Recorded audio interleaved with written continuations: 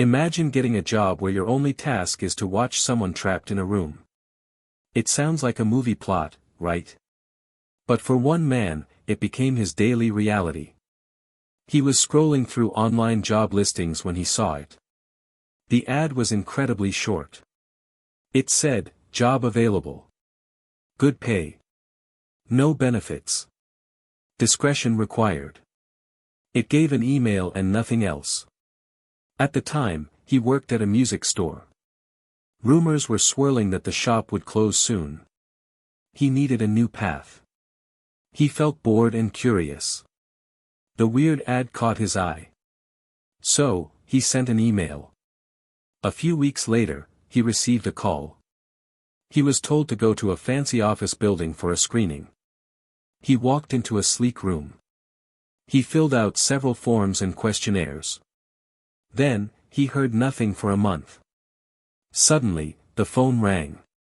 He had moved to the second stage of hiring. This time, it was an even nicer park 20 miles away. He met a man named Mr. Solomon. Solomon led him into a large room with one chair and one desk. On the desk were two large monitors. There was also a keyboard and a mouse. Most importantly, there was a metal box bolted to the desk. It had two large buttons on it. One was red and one was green. Solomon explained the rules of the job clearly. He would work 7 shifts a week. Each shift lasted 6 hours. He would go into a locker room first. He had to leave all personal items inside his own locker. He had to wear provided clothes. He could never bring anything into the surveillance room. The task was simple but specific. The left monitor showed a live stream from a high-definition camera in a remote location. His job was just to watch it. Every hour, he would use the right monitor. There, he would type a short log of any interesting events. He wasn't allowed to have pens or paper. He could never take notes. Then there were the buttons. The red button was for emergencies only. Use it if something in his workspace needed outside help. The green button was different. Press it if you saw anything on the video that was particularly noteworthy. It would alert others somewhere else.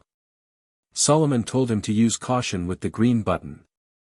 Only hit it for things of real significance. Solomon then pointed to a camera on the ceiling. He said his work would be monitored too. Other people were watching his room as well. He told him he was just a redundancy. He asked if the man knew what that meant. The man didn't like the way Solomon spoke down to him. He wasn't a fan of being looked down upon. However, he knew how much money this job paid. It was $35 an hour. That is a lot of money for just watching a screen. The man started to feel uneasy. This sounded like some kind of secret experiment or government project. He was okay with that. But the pay felt too high for such a boring task. His mother always told him that if something seems too good to be true, it probably is. He asked Solomon if anything illegal was involved. Solomon laughed and said no. He asked if anyone would get hurt. Again, Solomon shook his head. He claimed the high pay was for professionalism and discretion. The work was important but could not be discussed. If he took the job, he had to sign a strict contract. He would face serious legal trouble if he spoke about it. He decided to take the risk. He quit his old job immediately. He didn't give notice. He was excited by the huge paycheck and the easy work. He told himself not to let his imagination run wild. He didn't want to miss a great opportunity out of fear. He moved to the actual work site soon after. It looked exactly like the model room. There was just a locker room and a small bathroom added. The main difference was that the monitors were finally turned out on. The right monitor was a simple black and white text terminal. There was no internet access there. Then, he looked at the left monitor. It was a high-definition feed of a room. To him, it looked like a bedroom. It had a bed, a sofa, and some chairs. The camera was mounted high in a corner. He could see almost everything inside that space. At first, he didn't focus on the furniture. He only saw her. She was a woman who looked similar to his age. She was very beautiful. In the beginning, she sat on the sofa. She appeared to be sleeping at first. The image was crystal clear. He found himself leaning in closer to see her face better. Then he felt a pang of guilt. It felt like he was spying on her. His mother used to call that being a peeping Tom. He didn't want to do anything wrong. He tried to tell himself it wasn't his choice. He told himself the job was safe. No one was being hurt. The room looked nice and comfortable for her. Perhaps she agreed to be there for a study. Maybe she was sick or needed help. He tried to stay objective.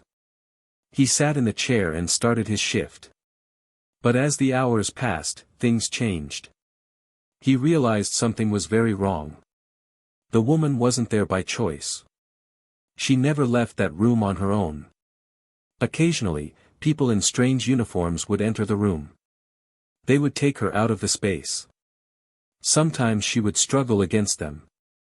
Other times, she just let them take her with her head down. They always brought her back eventually. During his shifts, there were days when they didn't bring her back. Those were the hardest days for him to endure. He would worry about her until his next shift began. Then he would see her again watching TV or painting. She didn't look physically hurt most of the time. However, it was clear she was a prisoner. He thought about hitting the red button. He thought about calling the police with the video feed. But he stayed silent. He was terrified of what might happen to him. Solomon had warned him about discretion. If he spoke out, his life could be ruined. He started making excuses in his head. Maybe it was a medical study for her condition. Maybe she lived there and liked the privacy. Or maybe, if she was a prisoner, he was at least making sure she was safe. He watched her daily for months. He became a silent witness to her life. He saw her eat, sleep, and stare at the walls. He saw her face change when those people in uniforms arrived. Every time they came, his heart would race. He felt like he was part of a conspiracy. Yet, every morning, he would log his notes on the terminal. He watched her perform small acts of daily life. He became fascinated by the mundane things she did. She didn't know he was watching her. But he knew exactly what was happening to her. The questions kept building in his mind. Who were the people in the uniforms? Why was he being paid so much to watch a woman? What was the significance of the green button? He began to wonder if the green button was for him or for them. If he saw something truly horrific, would it change anything? Or would it just alert the people who already knew what was happening? He started to look for patterns in her behavior. He looked for signs that she wanted help. He watched her eyes for any spark of communication. One day, the camera angle shifted slightly. It was subtle at first. Then he noticed something new on the floor near the bed. There were small marks and symbols scratched into the wood. They weren't random. They looked like a code or a warning. His heart hammered against his ribs. He knew this was what they meant by significance. He sat in his chair, staring at the mark. For the first time, he reached for the green button. He didn't know who it would alert. But he couldn't just watch anymore. He realized that by watching and not speaking, he was part of her imprisonment. The question haunted him every night after his shift ended. Was he a guardian or an accomplice? The high pay felt like blood money now. He saw her face in his dreams. He saw the strangers in the uniforms. He wondered if she ever looked at the camera and knew someone was there. He started to wonder if the person on the other end of the green button was a hero or a villain. Every time he watched her, he felt a piece of himself disappearing. He was becoming a part of their system just by taking the paycheck. The mystery of the room became his only thought.